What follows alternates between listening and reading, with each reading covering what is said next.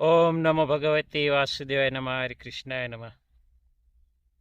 સર્વ મિત્રો ભક્તોને હૃદયપૂર્વક સૌને ઓમ નમો નારાયણ. હરે કૃષ્ણાય નમઃ. આજે મિત્રો આપણે એવો સત્સંગ છે, હંમેશા મારા સત્સંગમાં ભગવાનનો જ મહિમા હશે.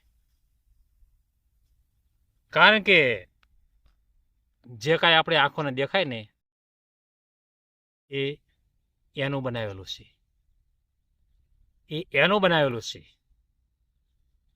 આખા વિશ્વના વિજ્ઞાનો, આખા વિશ્વના વિજ્ઞાનો એકત્રિત થાય અને જીવનભર મથે ને તો એક માત્ર કીડી ન બનાવી શકે. કીડી તો જોઈ છે ને, એક કીડી ન બની શકે. આ કીડી જીવનભર મથે છતાં વિજ્ઞાનો એક કીડી ન બનાવી શકે. અને કીડીમાં લ્યોને કદાચ જીવન નાખવું પડે, એમાં આત્મા પૂરવો પડે, ત્યારે કીડી દોડે છે. પણ તમને આ બતાવ્યો, આ વેલ છે, કેટલી સુંદર છે ને સુંદર. પણ વિશ્વના વૈજ્ઞાનિક ભેળા કરો, આખા વિશ્વના વૈજ્ઞાનિક, એક વૈજ્ઞાનિક નહીં, આખા વિશ્વના વૈજ્ઞાનિક ભેળા કરો ને, પછી એમના જીવન પૂરા થઈ રહે ને તો આવી વેલ ન બને. મારી પાસે સત્સંગ કોઈ વાત હશે તો એવી છે ખાતરીબંધ હશે, ખાતરીબંધ. એમાં કોઈ મિલમેક ન કરી શકે ને એ વાતો હશે મારી પાસે. આખે જીવન મથે ને છતાં આવું વિજ્ઞાનીથી આવું આ વેલ ન થઈ શકે, એવું પરમાત્માએ બનાવ્યું છે. માણસને કાયમ અનુભવ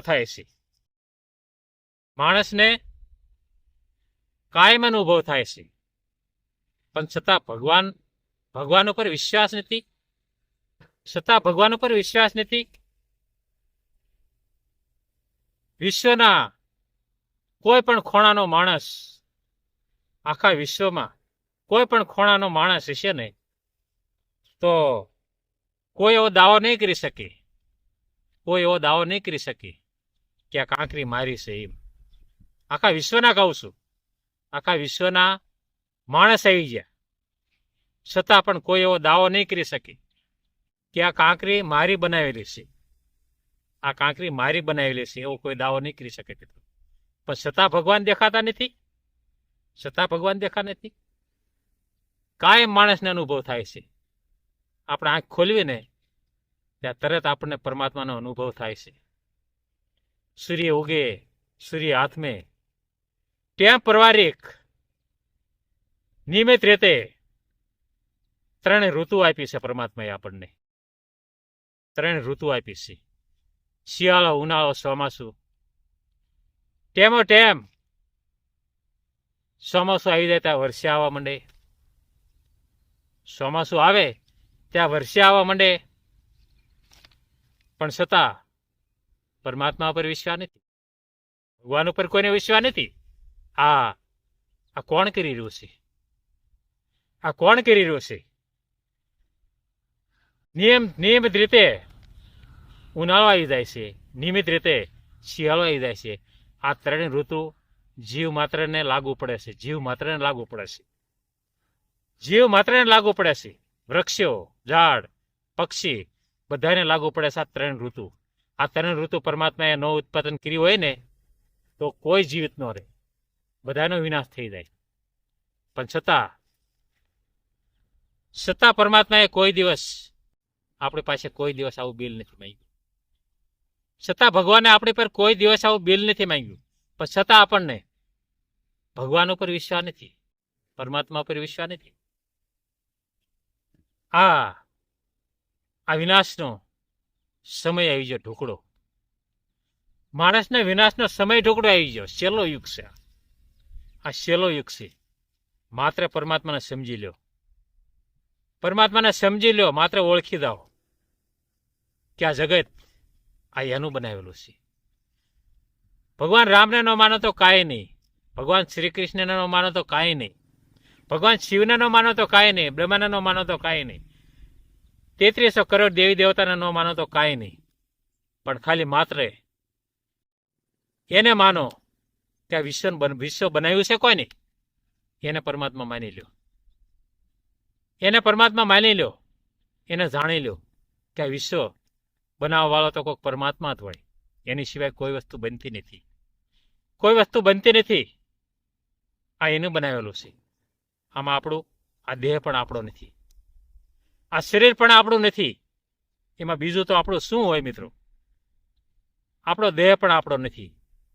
જ્યારે આમાંથી નીકળીને ભાગવાનું થાય છે ને, એની કોઈ તારીખ નથી, કોઈ સમય નથી મિત્રો. ક્યારે આને પીળો મૂકીને ભાગવાનું થાય છે આપણે, એને કોઈ સમય નથી ને કોઈ તારીખ નથી.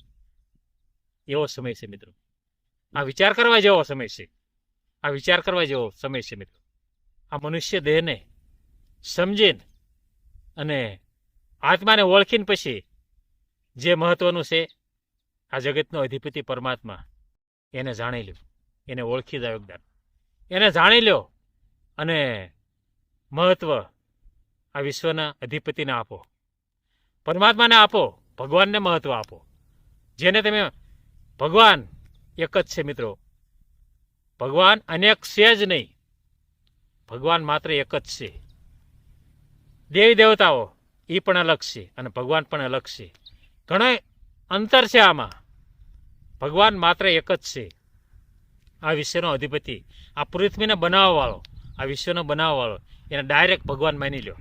ગમે તે હોય, એ ગમે તે હોય મિત્રો, એની સામું ન જોવું, પણ આ જેને બનાવ્યું છે ને એ ખરેખર ભગવાન જ હોય. મિત્ર ભગવાન જ હોય, તારા ત્યાં વસ્તુ બનતી હોય. કહું છું નહીં, હમણાં મેં કીધું મિત્રો તમને કે આ વિશ્વમાં કોઈ માણસ દાવો ન કરી શકે આખા વિશ્વમાં કે આ કાંકરી મારી બનાવેલી છે. એમ ભલે પ્લેન બનાવ્યો હોય, ગમે તે બનાવ્યું હોય, ભલે રેલવે બનાવી હોય, ભલે ગાડીઓ બનાવી હોય, પણ ઉપયોગ આ પૃથ્વીમાં જ કરેલો છે. પૃથ્વીમાં આ ધરતીમાંથી ઉપયોગ કરેલો છે. જે કાંઈ નીકળે એ બધું પૃથ્વીમાંથી નીકળે છે. સોનું, ચાંદી, ડીઝલ, પેટ્રોલ, જે કાંઈ નીકળે, અનાજ, પાણી, બધું પૃથ્વીમાં જ નીકળેલું છે. પરમાત્માએ છુપાવીને રાખેલું છે આપણી માટે. ઓળખી જાઓ પરમાત્માને એકદમ જાણી લો પરમાત્માને કે જે કાંઈ છે પ્રભુ તારું છે, આમાં અમારું કાંઈ જ નથી. આ દેહ પણ એ તારો આપેલો છે, આમાં કાંઈ અમારું નથી. એટલું ખાલી જાણી લો પરમાત્માને, તમે ધન્ય બની જશો મિત્રો. તમે ધન્ય બની જશો. પરમાત્માને જાણ્યા સિવાય કોઈને છૂટકો જ નથી મિત્રો, કોઈને છૂટકો નથી. તો મિત્રો અમારી ચેનલને સબસ્ક્રાઈબ કરજો, ફોલો કરજો મિત્રો.